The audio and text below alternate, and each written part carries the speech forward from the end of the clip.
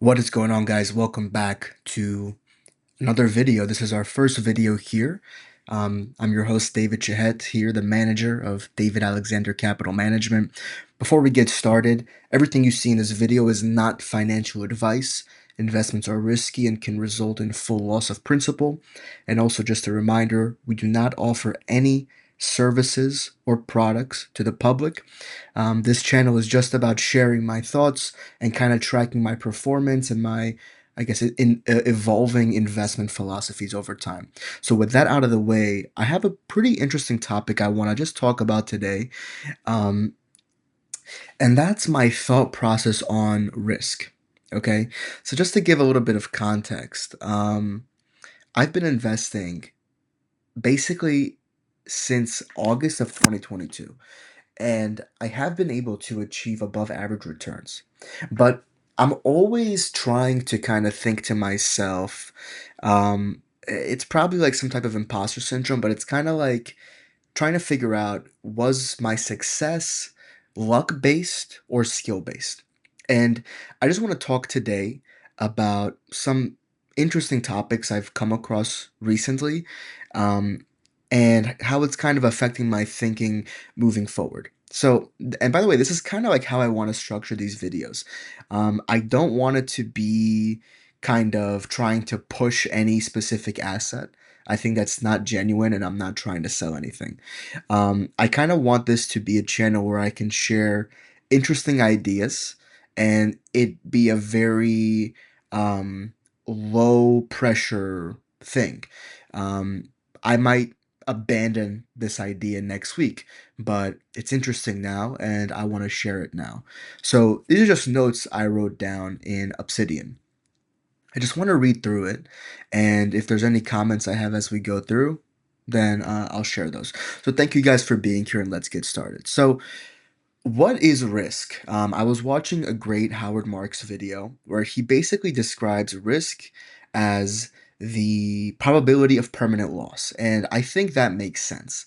When you're investing money in any asset, right, the ultimate risk is, will I lose money? Will I lose my principal? In other words, will I invest $1,000 and then at the end get $500 back and permanently lose $500? Howard Marks makes the point that risk is not necessarily volatility, in the sense that you wouldn't have, let's say you were running an investment fund and you had a really high conviction idea, and you're very sure that you're probably going to make a good return on the investment.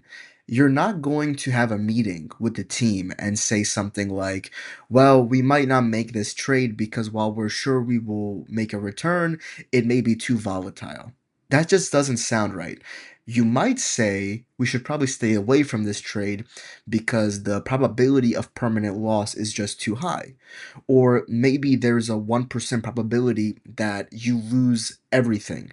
The whole fund gets wiped out, in which case you might say, well, even though it's a low probability, it's just a risk I don't want to bear. And so that's a really interesting concept, right? Because if, as I say here at the top, if the goal is to compound net asset value over time, the key question is, at what cost are you looking to compound that money? In other words, for the interest we generate on our principal, how much risk are we taking? And this is so interesting to me because it's like, in the past 3 years I've been investing, it's just been a bull market. We haven't had a serious drawdown. And it just kind of makes you think, is it skill that you're outperforming or is it beta, which is what we're going to get into later. So in my case, right, in the past 3 years, 2023, 2024, 2025, every year I had an above average return, meaning that my return was greater than the market index, my benchmark, which is the S&P. Was it skill or luck? I can't even say it, right? I mean, I put a lot of time into this, 500 hours plus, probably, maybe even close to 1,000 hours of like research, reading, but I can't say if it was skill or luck because here, technically, if you have a portfolio beta over one, mathematically speaking, the way the market works, you can expect to return more on the upside and you can expect to lose more on the downside. And this is not skill. If you're managing money, which I'm doing at a very small level just for my family, not offering anything to the public, but I'm trying to kind of pretend I am sort of managing money, at least for my family, because it's something I'm interested in and I want to see over time if I have a good compounded growth rate, right? But even at my very small scale, it isn't any skill if when the market's up, I'm doing better, and when the market's down, I'm doing less. You could make the argument that, well, if when you're up 10 times more, and when you're down 2 times more, you have asymmetry. But you could also make the counter argument that that's just kind of aggressiveness, and that could just be a lot of luck, and maybe next time you'll be down 10 times more than the market and you can get wiped out. I think when I look at the best investors, and not just investors on a absolute basis, but the best investors on a risk adjusted basis, they're always thinking about the risk they're taking. And that's the topic of asymmetry, right? And Howard Marks talks about in this video about risk, which I'll link below if you want to watch it. It's a great video. He talks about risk is about, investment skill is about having asymmetry. And so he has two examples for that. The first example is the manager who is up 15% when the market is up 10%, but down 10% when the market is down 10%. In other words, this manager will get you an above average return when markets are doing well, but you can expect market like downside when markets are doing poorly. The alternative is being up 10% when the market's up 10%, but down 5% when the market is down 10%, which basically means this manager will produce market like returns on the upside, but half of the downside, which this personally to me is the most interesting one because historically, market upside is very good over the long run, usually a 10% compounded growth rate. I think if you go from 1900, it's about a 10% compounded growth rate, which, if you do the math, that is a very good return. Um, and I think it's really interesting. Both of these are really skillful and have value. I think this is more interesting, though, for me personally, because if you're able to get market like returns, but then you're able to hedge and get half of the downside, that's just a very kind of good performance, right? So it's difficult for me to try to figure out how to pivot a portfolio towards this type of performance because, at least where I'm at right now, I'm very early. So, I'm not comfortable shorting anything because of the uncapped potential of loss. I still have to study more about derivatives and the use of them in different contexts, because my key is I don't want to lose money. Right. And, I think that's why I gravitate towards this is because for me, I do not like losing money, neither for myself or for the money I manage personally. So I've stumbled upon something though. I've stumbled upon something interesting that I've started digging into, and I'm going to keep digging into this topic, but I just want to kind of share it. And that's this concept of beta, specifically asset beta and then overall portfolio beta. And beta basically tracks an investment's correlation to the market. So up here, I was saying how if you have a portfolio beta over one, which I still have a portfolio beta over one. Most retail investors, I'm very positive, have a portfolio beta over one. So that's why it's kind of like, is it luck or skill? Because if it's over one and the market's doing great, which it has these past 3 years, you're gonna be above the market. It's just very simple on the upside. A lot of them were really doing bad on the downside. I was lucky to be like 50% cash in April 25, and I was down 5% when the market was down like 17%, which again, I think that was a bit of luck because I did well. But could I replicate that? I'm not sure.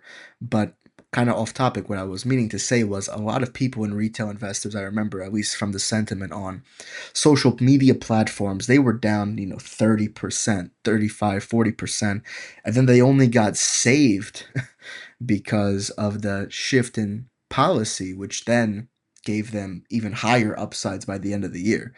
And it's kind of like, is that skillful investing? It's kind of like getting saved by the clock.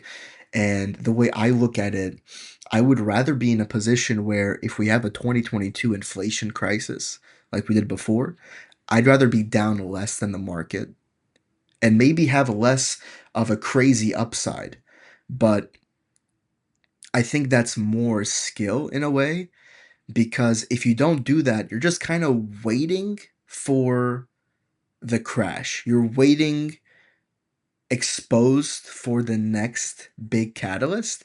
And when that catalyst comes, you're just going to be kind of holding on to your names and you're going to be down a lot. Now, if you're looking out like 30 years, that may be different. I think maybe my interest is coming more from a risk management, capital allocation perspective, from a professional level, maybe one day, which makes sense. That would be a different state of mind. But basically, beta is a big factor here, right? Because this is going to track how investments move relative to the S&P. So if a beta is 1, it means the stock moves in line with the market. I should say the asset. It doesn't have to be a stock. Um, so if you go to SPY, which we all know and love, the ETF by Spider, it's 1 because it is the market, right? So when the market goes up 1%, the asset tends to appreciate 1%. And if it goes down 1%, the same thing happens on the downside. So you expect betas of 1 for the ETF itself, for the index, but you can also expect it for large, stable companies and a lot of tech companies, at least big tech big tech companies. If it's greater than 1, it means that this stock is more volatile than the market. Now, I don't know if volatile is necessarily the best word. I think academically they do use and associate the word volatility as a synonym to beta. So if a beta is 1.5, it's more volatile. That means that the stock might move 1.5% for every 1% move in both ends. And I think this is where most people's portfolio beta is. It is still for mine. Mine, I think last time I calculated, it was like 1.17, which means that you'll get higher gains in bull markets, but you'll get larger losses in downturns. And this can happen in growth stocks, tech stocks, or speculative stocks. Not always. And that's what we're going to get to later. And, beta can be very high. Um, there's a very popular stock on Twitter, which I'm not endorsing this stock. I'm not telling you to buy it. I don't even own it, but it's called Hims and Hers, the telehealth, and it has a beta of 2. I think Shopify also has a beta of 2. Kava, an interesting Mediterranean fast casual concept, has a beta of 2. I believe Open Door has a beta of 3. Okay, so if you have one of those in your portfolio, um, and they can be down 8% in a day, in the worst case scenario. They can be down 6, 7, 8% because when stuff really hits the fan, we've seen markets go down 3% in a day. Um, and 3 times 2 is 6, and they might get shorted, so it gets even worse. And if you have a 7, 8% down stock at 10% of the weighting, that's really going to be holding you down. If you're even more concentrated than 10%, you could imagine how many gains you might be wiping out in just one day of trading, right? Now, if your beta is greater than 0 or less than 1, then it's less volatile than the market.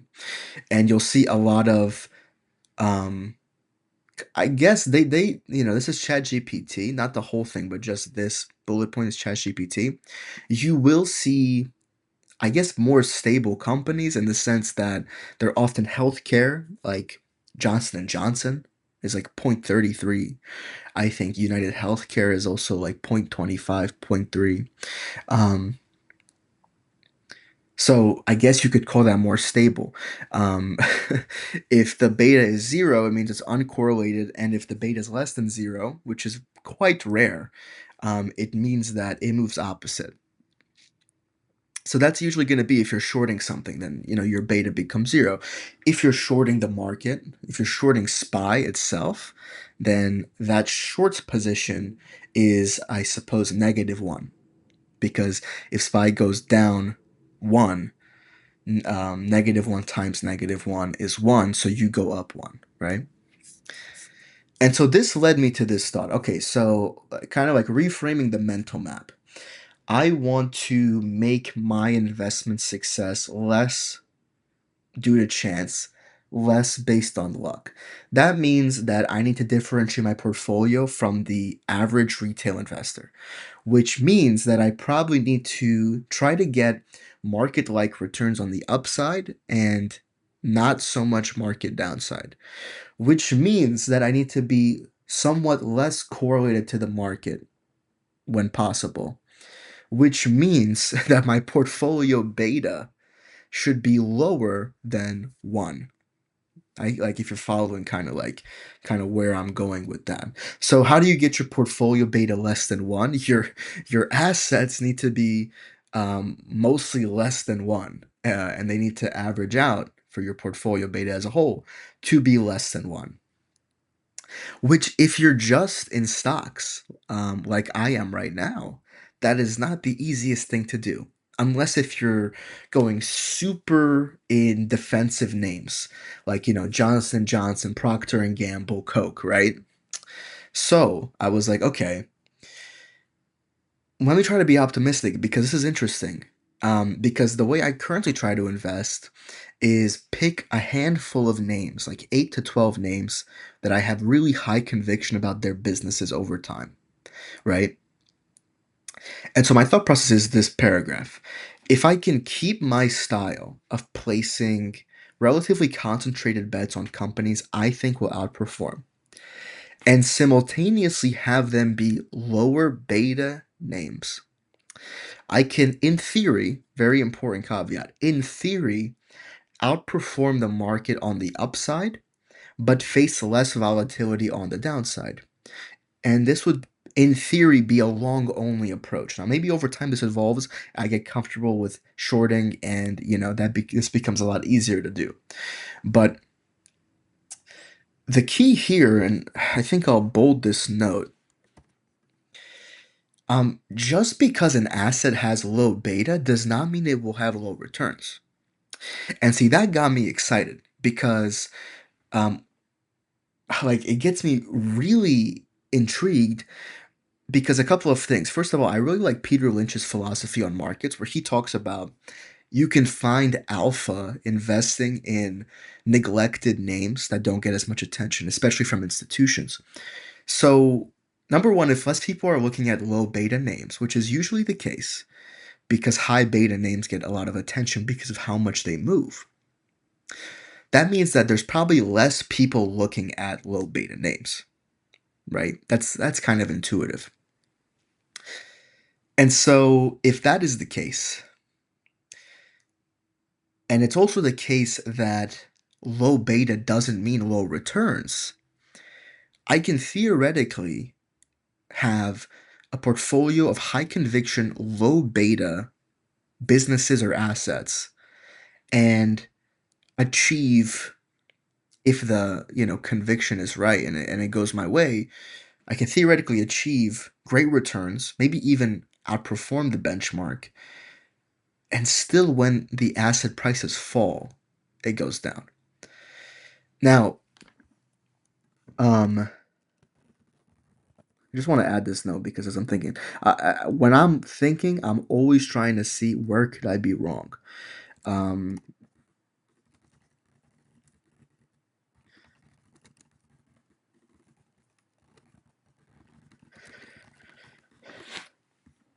so first, a couple examples of assets that have low beta but high returns.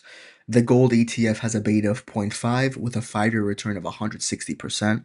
Celsius Holdings has a beta of 0.88 with a 5-year return of 156%. Monster Beverage has a beta of 0.46 with a 1-year return of 64%. This one on five, like I think on a 5-year is like 83%, which is kind of in line with the market. But that's still pretty good because I think these are 5-year betas. If you're in line with the market but a lower beta, that means that you were down less when the market was down, but you had the same return over 5 years. Now these are only three names. You got to forgive me because I was trying to just I was excited to put together the video. I'm sure there are more names that I can kind of add to this over time. I think it's also important though for me to just note where I think I might be a little bit naive still. First of all, the whole portfolio beta matters because even if I have a couple of even if I have like a couple of low beta names, if the overall portfolio beta is still greater than one, it doesn't really matter, right? Because I can have 2 to 3 companies at a 5% weighting less than one beta, but if the whole portfolio is greater, we're thinking about the entire portfolio. Um, Although you can find good low beta conviction plays, by the way, gold's outperforming equities, and so is silver. Both are low beta, right? So you can find great opportunities, but you will miss other good opportunities, especially in big tech. A lot, like some of the best American companies, Meta, Microsoft, Amazon, all have higher betas, either at one or greater than one, right? And also, this is what I wanted to add because I was kind of realizing that this is kind of naive saying that less volatility on the downside, depending on the black swan. Um, Correlation, I've heard that correlation often moves to one very quickly. In other words, if you just have a portfolio of stocks, you might have different beta, but you might have lower beta as a whole portfolio, but depending on the black swan event that happens, whether it's like a tariff announcement or a war, God forbid, that starts, your stocks altogether, regardless of their individual betas, converge to one. Everything kind of crushes into a one correlation with the market, because in real panic, I'm talking about panic where people are getting margin called, um, everything gets sold off, everything goes down. But and again, the point of this video is not to have the answer. The point is to kind of just riff and think about it out loud. What's interesting to me though, a couple things.